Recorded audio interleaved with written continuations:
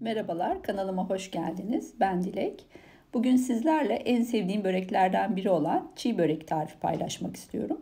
Evde yapması çok zormuş gibi gözüken ama tam aksine yapımı çok kolay ve çok lezzetli bir börek. Ayrıca hamur açmanın verdiği terapi etkisi de ekstra bir keyif.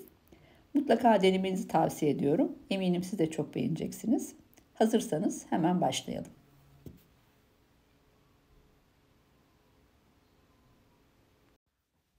İlk olarak böreğin hamurunu yaparak işe başlayacağız. Bunun için gereken malzemeler 3 su bardağı un, 1 su bardağı su, 1 yemek kaşığı sirke ve 1 yemek kaşığı zeytinyağı, 1 tutam da tuz. İlk olarak una tuz ekledikten sonra daha sonra ortasını açıp içerisine suyu, zeytinyağı ve sirkeyi koyup çatalla veya kaşıkla unla suyu hafifçe karıştırıyoruz. Daha sonra da yoğurmaya başlıyoruz. 5-10 dakika kadar hamuru iyice yoğuruyoruz. Malzemeleri tam ölçüsünde koyarsanız hiç sorun yaşamadan kulak memesi kıvamında tam istediğimiz gibi bir hamur elde edebiliriz.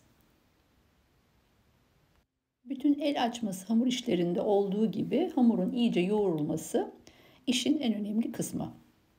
Şu anda hamurumuz hazır. İyice yoğurduk. Üzerine parmağımızla bastırdığımız zaman hamurumuzda böyle bir görüntü oluyorsa tam kıvamında demektir. Üzerine bir mutfak havlusu örterek hamurumuzu yarım saat kadar dinlendiriyoruz ve biz de bu arada iç harcını hazırlıyoruz. Bunun için karıştırma kabına 250 gram az yağlı kıyma ve 1 adet rendelenmiş veya rondodan geçirilmiş soğan ekliyoruz. Daha sonra soğanla kıymayı iyice karıştırıyoruz. İyice karıştırmamız gerekiyor ki soğan kıymayı biraz pişirsin. Çünkü kıymayı kavurmayacağımız için soğanın biraz kıymayı öldürmesi gerekiyor. Daha sonra kıymalı harcımıza tuz, karabiber ve 4-5 yemek kaşığı kadar su ekliyoruz. Börek pişerken kıymaların da iyice içinde pişmesi için iç harcın macun kıvamında olması gerekiyor. Kesinlikle pütürler kalmaması gerekiyor. Hafif sulu ve macun kıvamında olması çok önemli. Dinlenen hamurumuzu ceviz büyüklüğünde parçalara bölerek bezeler hazırlıyoruz. Börekleri açarken de bezelerin üzerine hamurun kurumaması için mutlaka bir mutfak havlusuyla kapatıyoruz. Mutfak tezgahının üzerine biraz un serpiyoruz ve hamurumuzu açmaya başlıyoruz. Hangisiyle daha rahat açabiliyorsak oklava veya merdane kullanabilirsiniz. Hamuru servis tabağı büyüklüğünde açıyoruz. Çok kalın ya da çok ince olmamalı.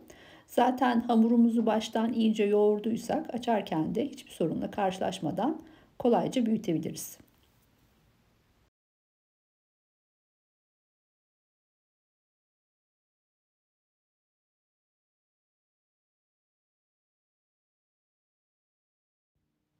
İstediğimiz büyüklüğe gelen hamurumuzun yarısına gelecek şekilde iç harcımızdan koyup iyice yayıyoruz. Kesinlikle kalın pütürlü bir katman olmamalı. Daha sonra hamurumuzu kenarlarından kapatarak kenarlarını bastırıyoruz ve bir hamur kesiciyle de kenarlarını düzeltiyoruz. Bütün bezelerimizi bu şekilde hazırlıyoruz. Bütün böreklerimiz hazır olduktan sonra kızartma işlemine başlıyoruz. Ayçiçek yağını derin bir tavaya ya da tencereye alarak iyice ısıtıyoruz. Böreklerin çok yağ çekmemesi için yağın sıcak olması gerekli. Böreğin bir tarafı hafif kızardıktan sonra diğer tarafını çeviriyoruz. Sık aralıkla böreğimizi çevirerek ve tavadaki yağdan üzerine hafif dökerek börekleri pişiriyoruz. Böylece hem iki tarafı da çok eşit ve dengeli bir şekilde kızarıyor ve kabarıyor. İçerisindeki kıyma da iyice pişmiş oluyor. Derin ve kızgın yağda pişirdiğimiz için çok fazla yağ çekmeyen böreklerimizi son olarak havlu kağıt serdiğimiz servis tabağına alarak kalan son yağlardan da kurtulması için servis öncesi bir 5-10 dakika kadar bekletiyoruz.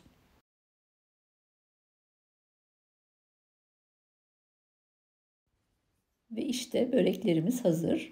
Lezzetli çiğ böreklerimizle dolu bir tarif videosunu tamamladık. Umarım bu tariften keyif almışsınızdır. Umarım siz de denersiniz. Eğer denerseniz yorumlarınızı ve önerilerinizi benimle paylaşırsanız çok mutlu olurum.